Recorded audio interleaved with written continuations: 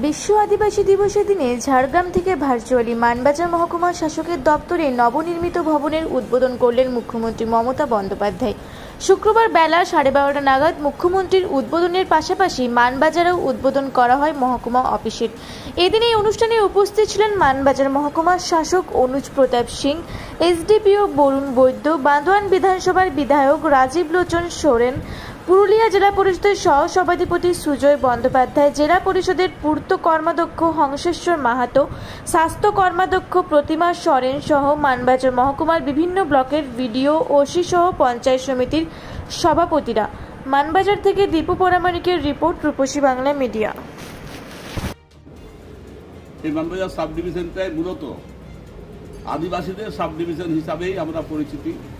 এখানে সবচেয়ে বেশি আদিবাসীরাই বাস করেন। তাই একটা খুব ভালো লাগলো যে আজকে আদিবাসী দিবসেই মানবাজার সাব ডিভিশনের সমস্ত পরিষেবা আগামীকাল থেকে মানুষ পাবেন, সেটা দিদি উদ্বোধন করলেন। এবং এটা মানবাজার সাব ডিভিশনের প্রত্যেকটা গ্রামের মানুষের কাছে একটি অনেক বড় বার্তা এবং অনেক বড় পাওনা। এবং এই পাওনার জন্য আমরা 2017 সালে আমাদের এটা উদ্বোধন হয়। আমি সেই উদ্বোধনে ছিলাম, তখনও আমি সেই উদ্বোধনের একজন কর্মকর্তা হিসাবে ছিলাম। আজও এখানে থাকলাম। আজ অনেক জায়গায় আদিবাসী দিবসের প্রোগ্রাম চলছে, এখানে আমরা সেটা দেখলাম এবং করলাম। আমাদের একটা সবচেয়ে আনন্দের বার্তা এই মানবাজার সাব ডিভিশনের কাছে, সবাইকার কাছে, যে আমরা আমাদের যে আশা ছিল সেটা আজকে পূর্ণ হলো, এটাই বলছি।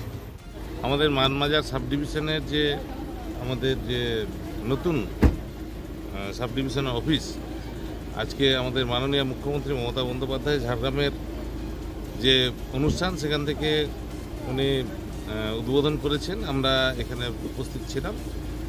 আমরা অত্যন্ত গর্বিত এবং আনন্দিত যে আমাদের জঙ্গলমহলের যে সম্পূর্ণ উন্নয়নের যে কাজগুলো ত্বরান্বিত করার জন্য যে সাব ডিভিশন অফিসটা আজকে উদ্ঘাটন হলো, তাতে আমরা সবাই খুশি। এবং আমাদের এলাকার এবং এমন দিনে উদ্বোধন হচ্ছে যেটা আমাদের বিশেষ করে আদিবাসী দিবস, বিশ্ব আদিবাসী দিবসের দিন, সেটা আমাদের আনন্দের দিন এবং ভালো লাগছে।